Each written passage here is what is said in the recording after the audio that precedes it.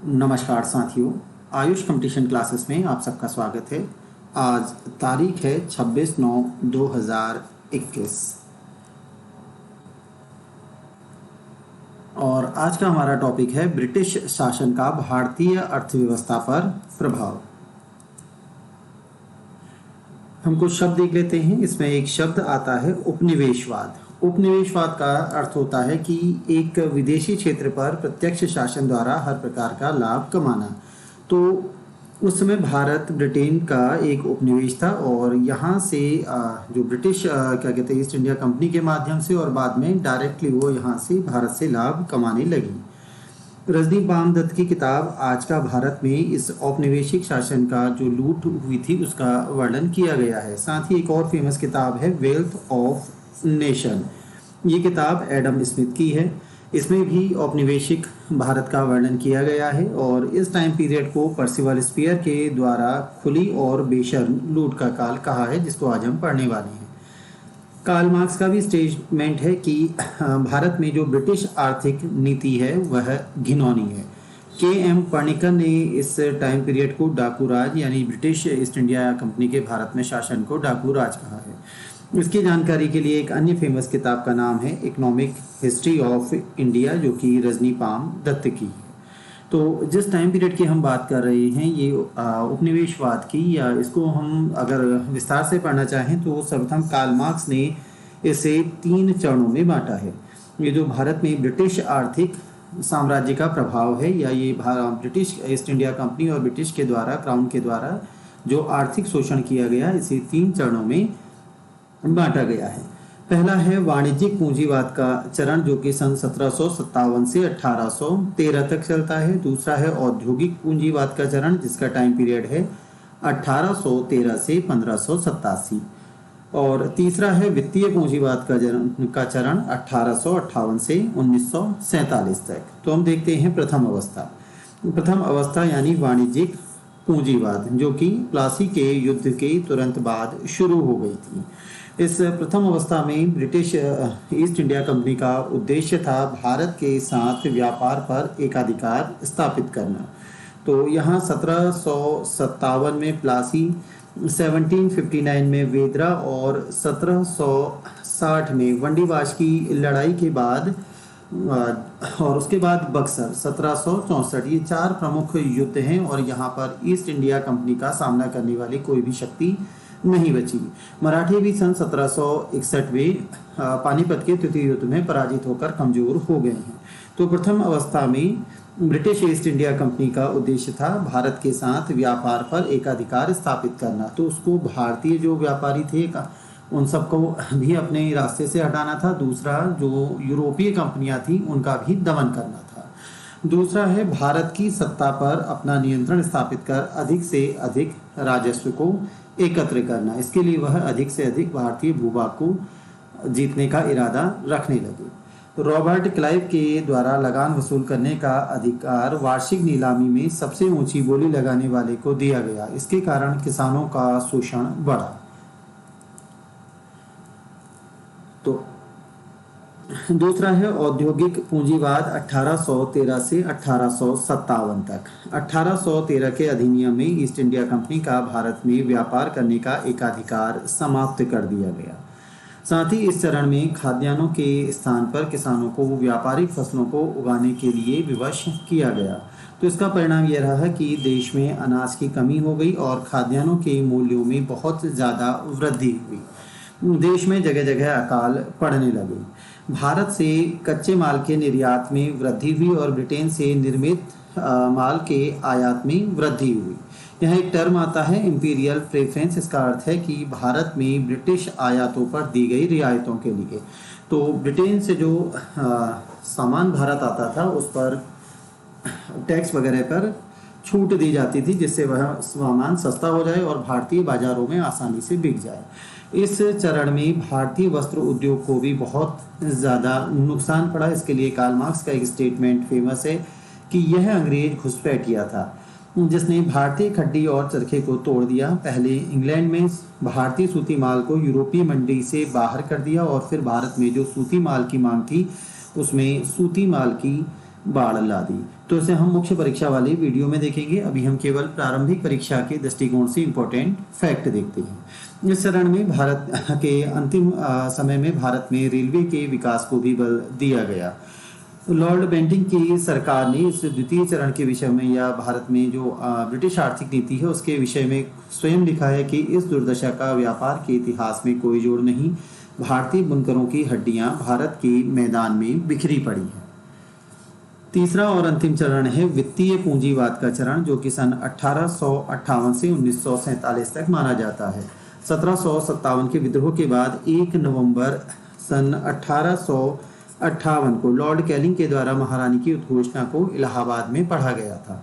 तो वहां से ये तीसरा और अंतिम चरण भारत की आज़ादी 15 अगस्त 1947 तक चला। इस समय तक कार्ल मार्क्स और एंजेल की प्रसिद्ध पुस्तक द कम्युनिस्ट मैनिफेस्टो ये इंग्लिश में भी आ चुकी थी और काफ़ी ज़्यादा लोकप्रिय हो रही थी।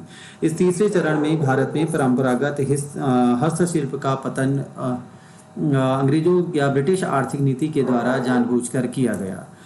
इस चरण में ब्रिटिश काल में पूंजी निवेश की बात की गई और जो सबसे ज़्यादा पूंजी निवेश है वह सार्वजनिक ऋण के क्षेत्र में हुआ, उसके बाद रेल निर्माण में।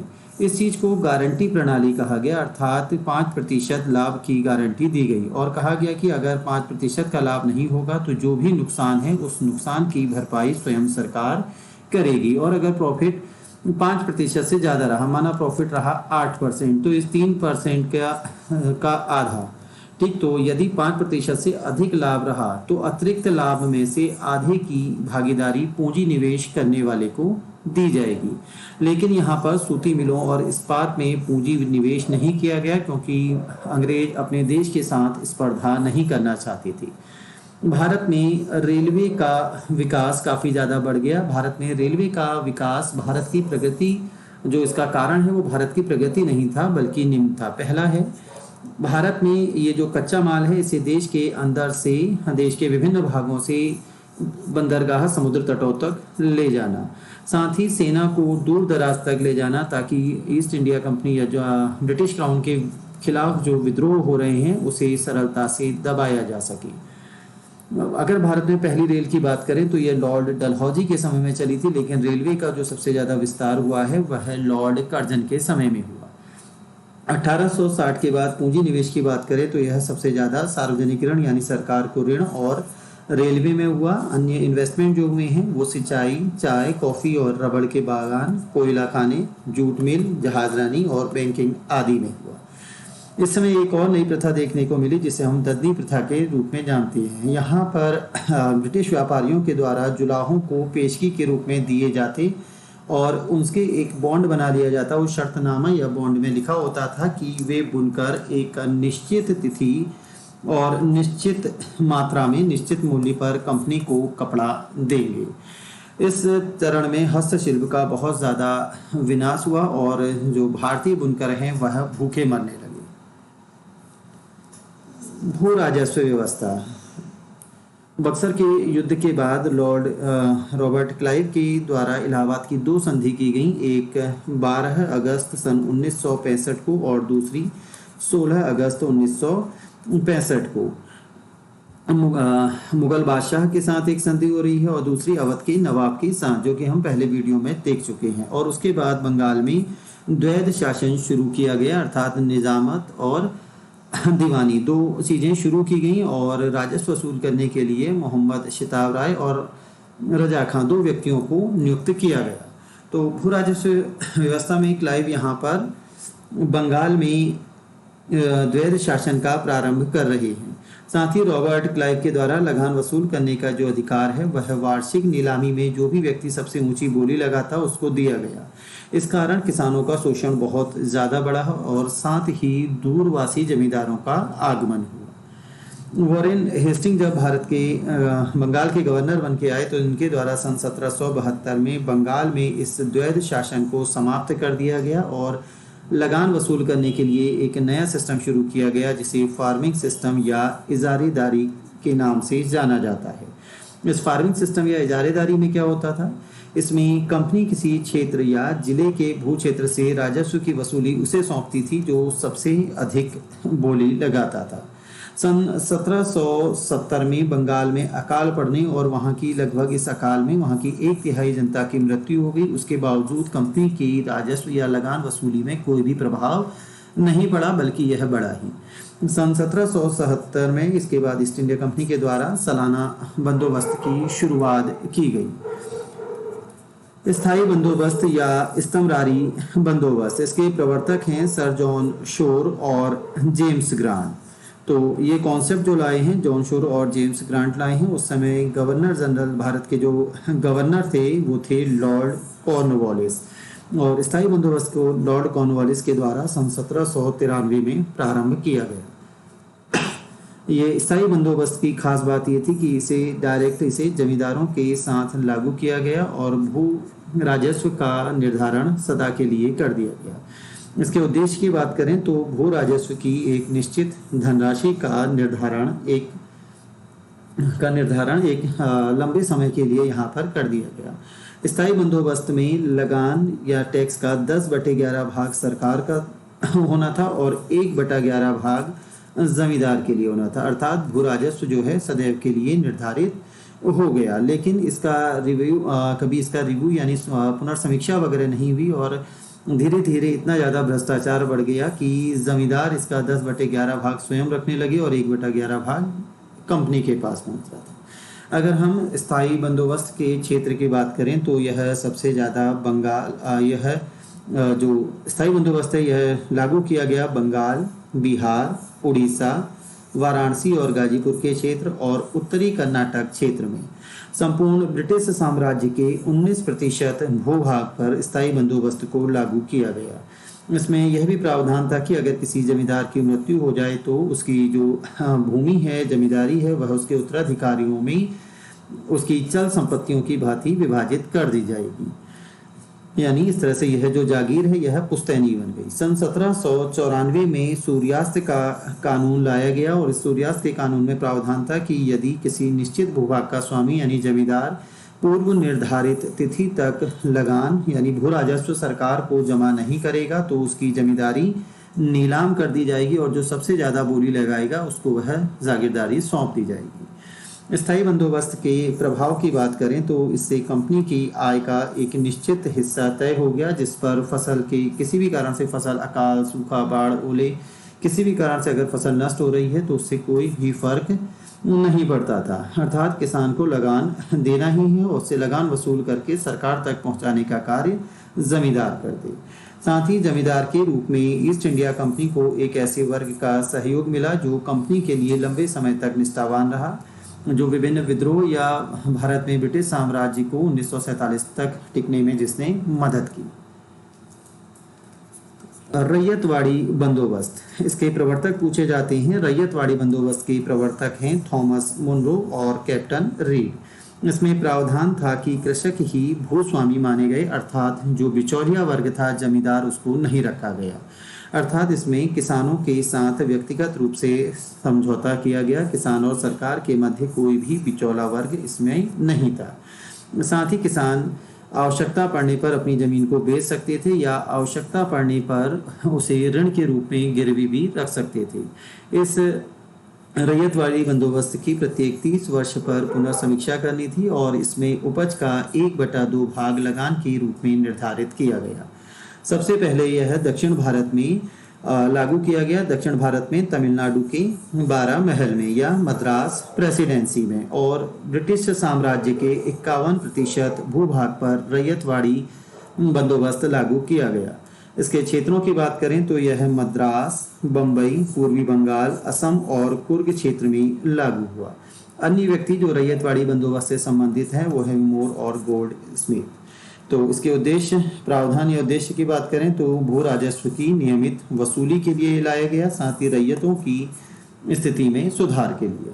पर इसका परिणाम की बात करें तो यह भी असफल रही, क्योंकि इसमें लगान की दर बहुत ज़्यादा थी। लगान 1/2 यानी उपज का आधा भाग निर्धारित किया गया और इस ऊंचे लगान को चुकाने के लिए जो कृषक वर्ग है वह महाजनों के चंगुल में फंस गया और बाद में यही किसान और महाजनों के बीच संघर्ष का कारण बना।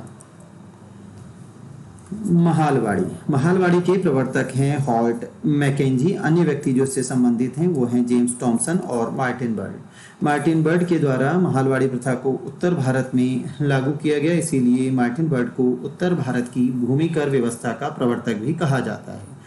अगर क्षेत्र की बात करें तो ब्रिटिश भारत के उत्तर प्रदेश, मध्य प्रांत और पंजाब राज्यों में महालवाड़ी को लागू किया गया, जो कि टोटल ब्रिटिश साम्राज्य का 30% भूभाग था। इसमें अगर हम टैक्स की बात करें, लगान जो रेवेन्यू था वह कृषि का खर्च निकालकर 2/3 भाग निर्धारित किया गया, जिसे बाद में 1/2 भाग किया गया।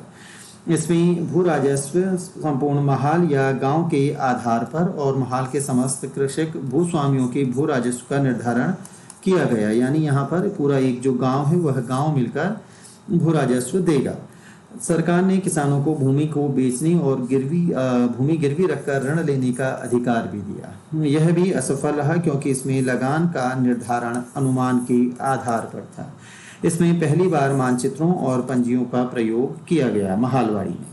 अगर हम तीनों की बात करें, रैयतवाड़ी, महालवाड़ी और स्थायी बंदोबस्त, तो ये मोस्ट इंपॉर्टेंट है। रैयतवाड़ी सबसे ज़्यादा है, 51% भूभाग, महालवाड़ी 30% और स्थायी भूमि बंदोबस्त 19%। तो संपूर्ण ब्रिटिश भारत के 51% पर रैयतवाड़ी प्रथा थी, 30% पर महालवाड़ी राजस्व वसूली के लिए लागू की गई और 19% भूभाग पर स्थायी भूमि बंदोबस्त लागू किया गया। अब हम बात करते हैं धन के बहिर्गमन की। तो ये जो सिद्धांत है धन का बहिर्गमन या आर्थिक दोहन या निकास का सिद्धांत, इसमें प्रमुख रूप से व्यक्ति जुड़े हुए हैं दादा भाई नेहरूजी और अन्य जो हैं वो है रमेश चंद्र दत्त और महादेव गोविंद रनाडे। तो ये 3 व्यक्ति इसमें जुड़े हुए हैं।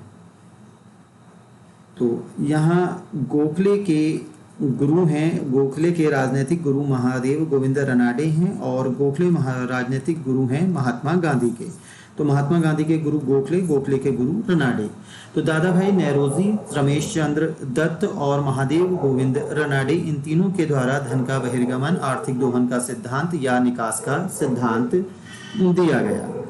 यहाँ इम्पोर्टेंट ये धन का है कि जो ब्रिटिश भारत से धन ब्रिटेन जा रहा है वह किसी भी रूप में भारतीयों के काम नहीं आ रहा था। दादा भाई नेहरूजी ने इस चीज़ को अनिष्टों का अनिष्ट कहा है। उन्होंने कहा कि इस धन के बहिर्गमन में कि भारत का धन बाहर जाता है और फिर वही धन भारत में ऋण के रूप में आ जाता है और इस ऋण के लिए और अधिक ब्याज भारत को चुकाना पड़ता है। तो इस प्रकार यह ऋण का एक कुचक्र या जाल बन जाता है। दादा भाई नेहरूजी, जिनकी एक उपाधि grand old man of India या भारत के वयोवृद्ध व्यक्ति भी हैं, इनके द्वारा जो प्रसिद्ध किताबें लिखी गई हैं वो हैं poverty and un British rule in India, the wants and means of India, on the commerce of India, और एक लेख आर्टिकल लिखा गया इंग्लैंड डेप्ट टू इंडिया। तो सर्वप्रथम इसी इंग्लैंड डेप्ट टू इंडिया में दादा भाई नेहरूजी के द्वारा धन के बहिर्गमन का सिद्धांत दिया गया था। रनाडे के द्वारा भी यह सिद्धांत दिया गया कि भारत की जो पूंजी का 1/3 हिस्सा किसी न किसी रूप में भारत से बाहर जाता है और वह फिर या तो ऋण के रूप में आता है या नहीं आ पाता। अगर हम बात करें कि सर्वप्रथम प्रति व्यक्ति आय का आकलन किसके द्वारा किया गया, तो यह दादा भाई नेहरूजी थे, लेकिन यह वैज्ञानिक आकलन नहीं था। तो प्रथम वैज्ञानिक आकलन डॉक्टर VKRV राव के द्वारा किया गया। सर्वप्रथम दादा भाई नेहरूजी के द्वारा कलकत्ता अधिवेशन सन 1896 में धन के बहिर्गमन का सिद्धांत कलकत्ता अधिवेशन में उठाया गया, जिसके अध्यक्ष थे रहमतुल्लाह सयानी। सर सैयद अहमद खां यह दादा भाई नेहरूजी के धन के बहिर्गमन यानी ये जो ड्रेन थ्योरी है इसमें विश्वास नहीं रखते थे। इसी के साथ हमारा आज का टॉपिक समाप्त होता है। धन्यवाद।